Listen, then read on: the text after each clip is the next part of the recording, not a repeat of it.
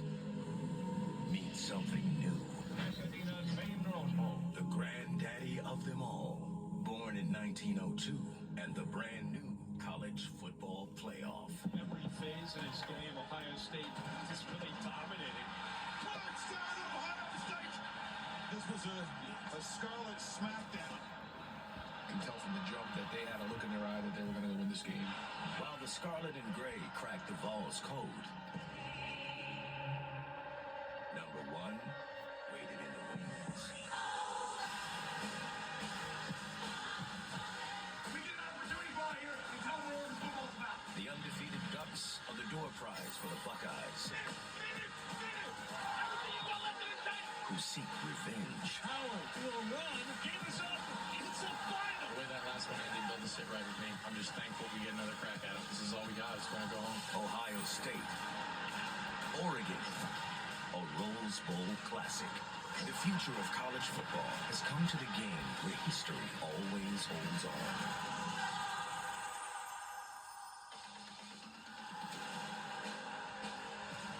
And welcome back. Seed is perfection.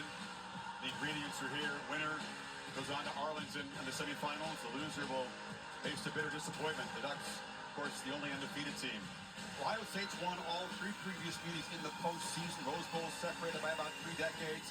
And the national championship game in year 1 of the 4-team bracket, they won it in Arlington by 22 points. Ducks have won the last 2 de facto home-and-home series in recent years, including that game we talked about up in Eugene. Dan Lanning's team, top seed, unanimous number 1 in both polls, and yet an underdog in this game today. Chance to become, with 3 more wins, the first ever 16-0 team in the modern era of big-time football.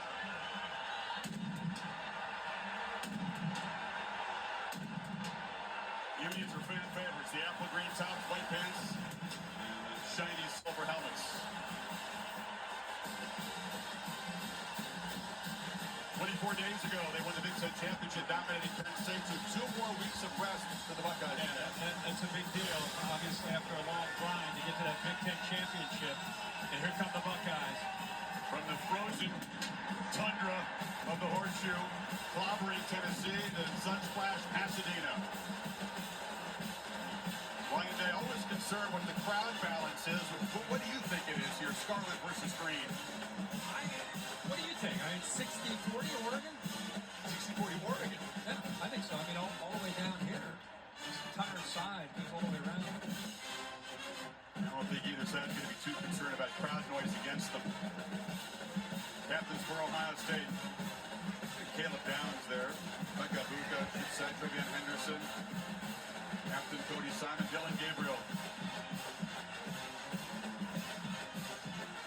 3 different stops. Superb, but all 3 of them. And this is the last go-round for Gabriel. Let's go to the field. Adam Savoie, the ACC, in charge of today's game, and he has the coin toss. Good afternoon, gentlemen. Happy New Year, and welcome to the College Football Playoff quarterfinals at the Rose Bowl game, presented by Prudential. My name is Adam Savoie. I am your referee. This is Johnny Fort. He is your umpire. We're with the Atlantic Coast Conference.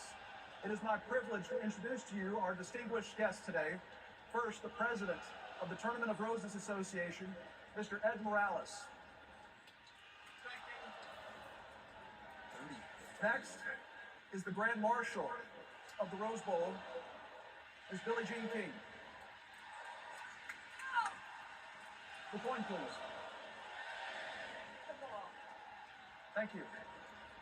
Today's coin features the Ohio State Buckeyes logo on one side, the Oregon Ducks logo on the other.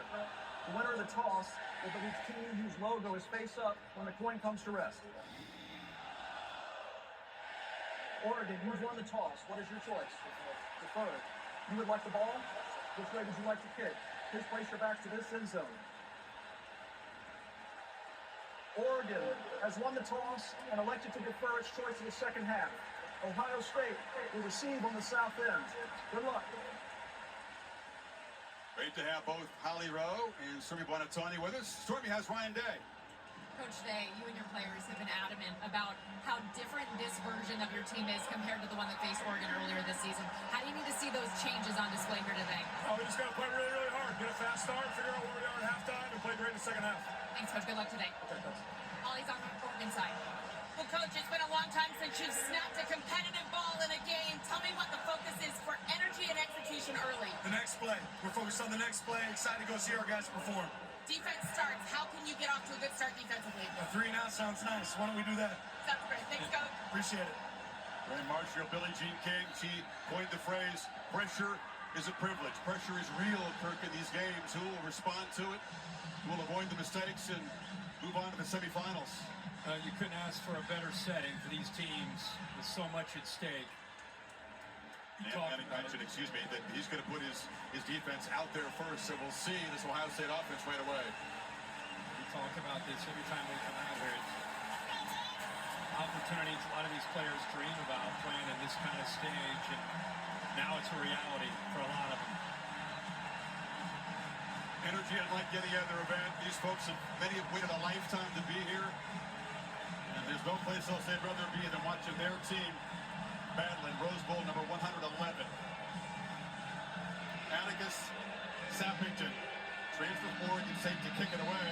Emeka Abuga at the goal line for Ohio State.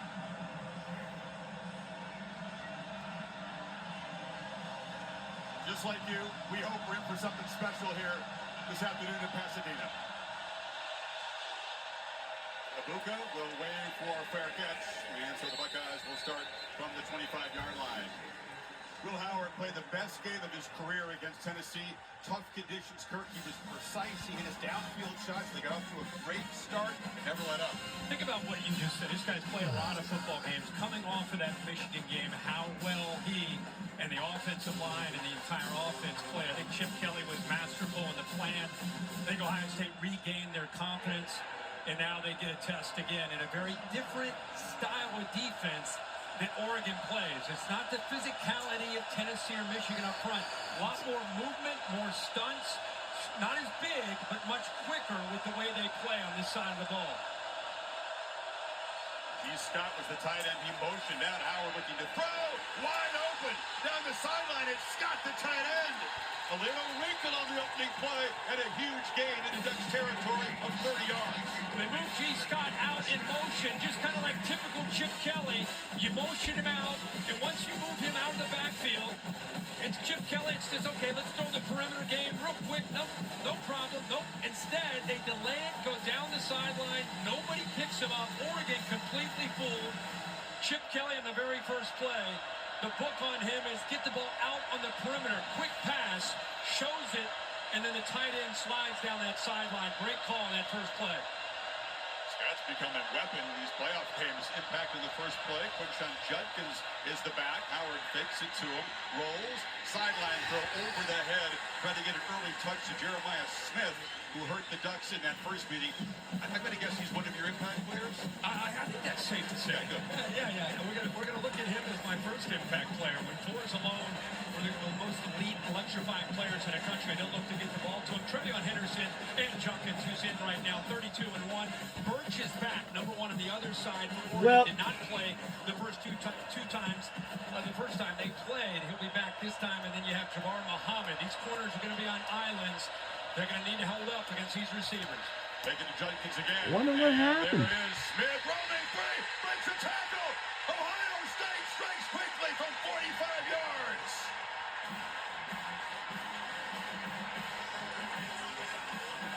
Just like he did for... He's a prodigy. Looks like he's 25-year-old all-pro in the NFL. And just like against Ducks in the first game. It's Amos watching the game and see... We'll see Pat McAfee and the boys on the field.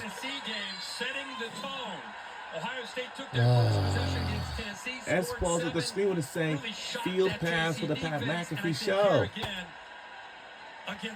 But we still had to watch it. Let me see if they're on the field or what. Let me see what's going on. It's probably happening right now. Are you sure? Wrinkle early, then a lightning strike to the most dangerous receiver on the team. Yeah, we had a chance to talk with him yesterday. Very, very humble. And we are underway at the Rose Bowl. But Are you sure you're gonna be on the field? Moves to the left, over to the right. Look at this back end. A little bit of confusion. Are we in man-to-man? Are we in zone? See him coming They down all late. wanted to find out and see if the show is going to go on. Now you've got great blocks downfield. Now it's one-on-one. Him against the free safety, Tyshim Johnson. Too big, too athletic, too fast in the open space. He makes him miss. But it started with the confusion on the Oregon side of not locating and understanding the coverage they were in. And then they ended up losing them all. No, they were supposed to be on the sidelines on the field. From the right back to the left. So Dylan Gabriel in this powerful Ducks offense. A quick hole here. Noah Whittington watches it bounce deep in the end zone. Gabriel's career is incredible.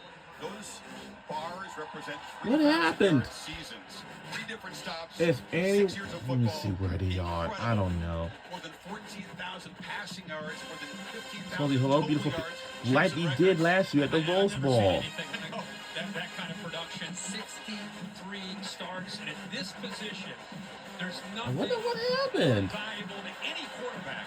And why are they not on the field? And that's what he has more than anybody. We all want to see everybody on the field. Jordan James, their main running back, is going to be tracked down behind the line by Cody Simon. What happened? Can the Ducks get this running game going? The winner will face the Texas Longhorns. It was an adventure. They blew a 16-point lead and a 4th down touchdown pass to get it overtime. Were they on the field? First of all, great job by Arizona State coming back to make it at a game, and a great job by Why? How come they're not on the field? Answering the bell there in overtime to win it. 2nd and 11 throw. It is bobbled and Wow. but it messed up the timing in the play. What happened? Everybody all wants to know. 3rd down coming up.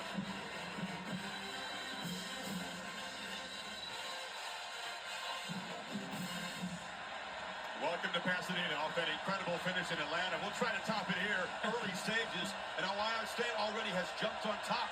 3-play, 75-yard. It's supposed to say field pass. Do you see any? Do you see the Pat and the boys over there? And he's going to be stopped just short of the marker. So the Buckeye defense. Yeah, but where is the? Ohio State did a nice job on the opening play. It's supposed to be by them. Where are they? Aggressive.